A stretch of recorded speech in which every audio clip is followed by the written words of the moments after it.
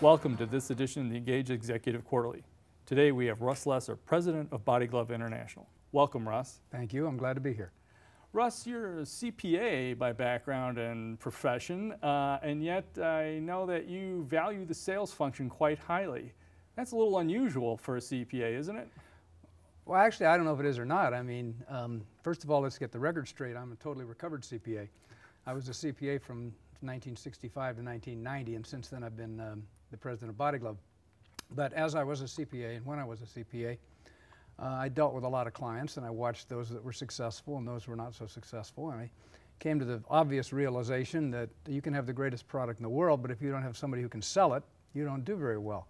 And a lot of companies don't value the salespeople, especially the financial people. They look at the salespeople and they see the money they're making. And the most successful companies, their salesmen get paid very well.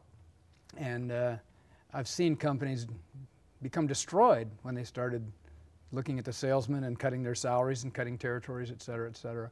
And I think a smart company will basically take what I said. Without the sale, you don't really need anybody else.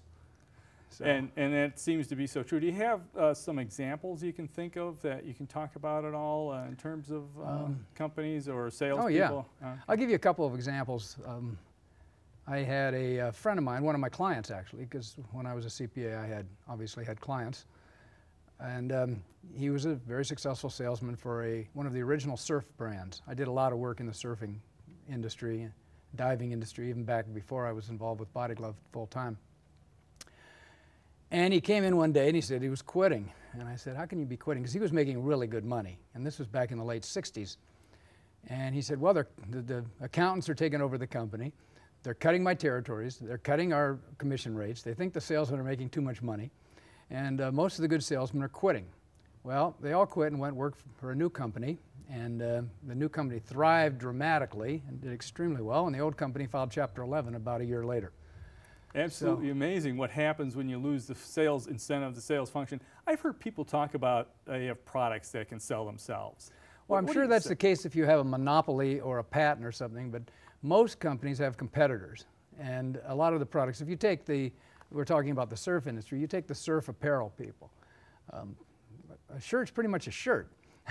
Now you've got to have an image, you've got to have it marketed correctly, but if you don't have a good salesman with good contacts and develop good relationships, you may or may not be successful. But a good salesman will develop good relationships with his customers, or her customers, that woman, because women are just as successful selling as men are.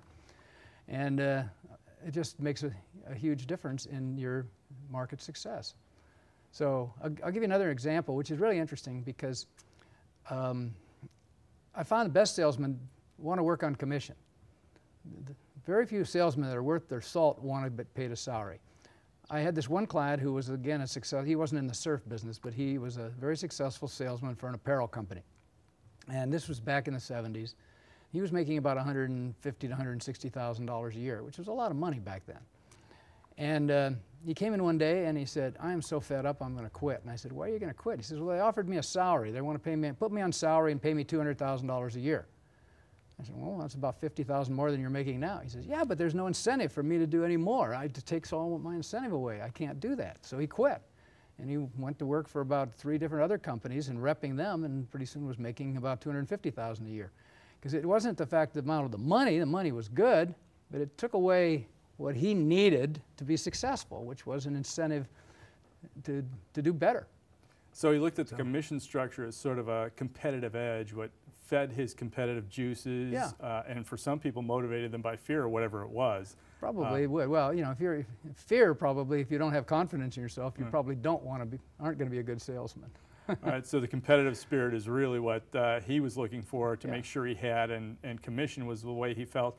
Do you think he also felt, and was particularly true in this case, that even at $200,000, it might have been a ceiling? And well, it was. And he exceeded that ceiling, didn't he? Absolutely. So even if he hadn't exceeded the ceiling, even if he'd made a little less, I think he'd have been happier. I know he would have been happier than he would have been just getting a salary to do his job. It's a mentality. So. And at $250,000 a year, he could have been making more than some CFOs, couldn't he? Well, you know, there's nothing wrong with that. And a smart president or a smart CFO will recognize that, yeah, he makes more money than his salary, but a lot of CEOs own a piece of the company, and they're shareholders, you know, and the more successful your salespeople are, the more profits you're going to give for your shareholders and your executives that you're going to give bonuses to. So you want your salespeople to also get used to this is not maybe a good thing to say, but a good lifestyle, because then they get used to that and they got to keep working hard to get those sales in. They have the bigger bills, and bigger bills mean they have to go out and get bigger checks. That's and they have to, that keeps the fires burning. And keeps the companies growing and successful. Now you have to be careful how you compensate salesmen, because if a salesman has a lot of flexibility as to pricing, you don't necessarily want to pay them a commission on the sales price, because they could sell an awful lot below cost. Right, you have to have some profitability in there at some point to make sure that the company stays solvent. True. So you structure your commissions based on the different parameters you're using as far as pricing, quantity discounts, et cetera, et cetera. So you make sure that anytime there's any flexibility in the pricing that's going on, that it still keeps the profitability equation in the mix there. Very true. Right. So. It also sounds that a lot of the innovation, the redevelopment of the brand into other markets, even though you're focused in the dive industry, it sounds like a lot of that can also come from the dealers, the distributors, the customers, or from just doing your business experimentation, or like you've done with the online store. What are some of the things that have come out of, I mean, Body Glove is known as wetsuits, but you're a lot more than that. Yeah, we have some of our, quote, hardcore surfer employee types have said to me at various times, gee, we're doing all these other things. We should do nothing but wetsuits. And I say, okay, that's cool. We'll get rid of everything except wetsuits. Now you all realize that every one of you is going to take a 94% pay cut, because wetsuits represent 6% of our business. So that's our image, but it's not where we make a lot of the money. The world doesn't need wetsuits. We sell approximately, believe it or not, 5 times as many in volume cell phone cases and camera cases as we do wetsuits, which is an interesting thing for us to be in. It's an interesting little story, which I really like this story, because it just proves why we live in the greatest country and the greatest system of economics in the world. And that was in the late 90s. These 3 young men came to me and they said they wanted to make cell phone cases out of neoprene. And I said, well, why are you here? And they said, well, you know about neoprene. And then they said, what we'd really like to do is get a license to do Body Glove cell phone cases. Well, my first reaction was, I will admit, boy, why? That's not us. We're not an electronics company. And they said, yeah, but it's protection. Your wetsuits protect your body. These protect your toys, your accessories. So we talked about it, and we agreed to give them a chance. But I remember saying to them, and this is a quote, you know, you guys are really nice guys, but I'm going to give you some advice. I've been in business a long time. Don't quit your day job. And they said, we already did. And I said, that's just great. And then I said, do you have any money? And they said, well, we borrowed $50,000 from our parents. And I said, well, that's just great. So, okay, go for it, and you got to pay us 5 or 6% of your sales. And only sell to electronic stores, because when this thing fails, I don't want our surf dealers to be upset with us. They're stuck with bad inventory. All right, so there's my vision.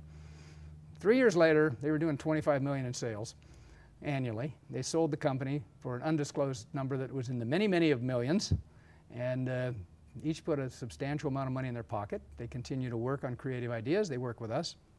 Sold the company to a company out of Chicago that took it up to about $50 million a year annually. 5% times 50 million, that's a good thing. Yes, it certainly and it just is. proves, but you analyzed it. One was marketing background, one was financial background, one was sales background. Brilliant guys, well educated, knew their products, took minimal salaries, drove crummy cars, terrible office space, the cheapest rent, took enough to live on, put everything back into the business, built the inventory, built the receivables. And it just proves that it's no different in this country today than it was when Henry Ford started and built the car industry. If you have the right idea at the right time, you work hard, you can really be successful and make a lot out of nothing. And they've done a fabulous job. And no other system works this way in the world. Thank you, Russ. And thank you for watching this Engage Executive Quarterly. We'll see you next time.